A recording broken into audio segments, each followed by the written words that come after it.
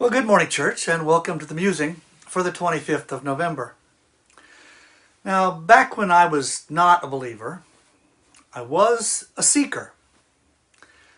But my problem was that I was using the wrong tools for my seeking. Now, I had always been well served by reason and logic. They worked for me. I had had a lot of success using those tools. But reason and logic don't get you to belief. They can't. That's not what they're designed to do. Reason and logic are marvelous when you apply them to nature and the problems found there, but God is not natural. He's supernatural. Reason and logic don't deal well with the supernatural. God is not unreasonable, but he is beyond reason.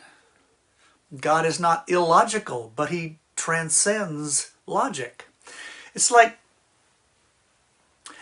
trying to measure temperature with a yardstick.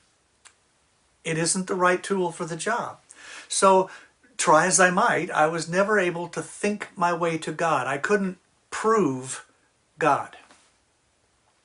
But along the way, I could and did compile a great deal of evidence for God. And there was some evidence that I found extremely compelling, and I want to tell you about one truth that pointed me strongly to the truth of Christ. Let me start by saying people will die for those that they love, and people will die for what they believe. Now, that's been obvious for all of human history. Soldiers and citizens alike have willingly faced death in defense of what they believe is the truth. In fact, many of the most violent conflicts in history have been between people who held conflicting visions of the truth, with both sides convinced that they were in the right. People will die for what they think is true, even if they're wrong. I mean, perhaps they've been lied to, or perhaps their understanding is simply incorrect. It doesn't matter. If people believe it to be the truth, then they will potentially give up their lives for it. But, and this is the major point, no one will willingly die for what they know is a lie. No one will willingly give up their life for what they know is a lie. It just doesn't happen. So apply that to the disciples of Christ. These men who lived and traveled with Jesus, who knew him better than anyone else could, were in a position to know, without any question, the truth of who he was.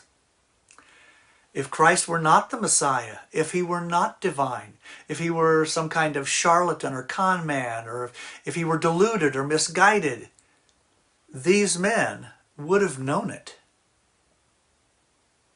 And yet every one of them endured persecution, deprivation, imprisonment, torture, insisting through it all that Jesus was the Son of God, that he was raised from the dead.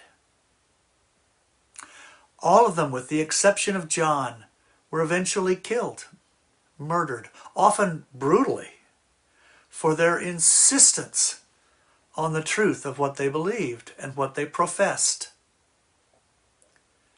If it were a lie, they would have known it. And no one dies for what they know is a lie. I found that very compelling. I still do. God bless you all.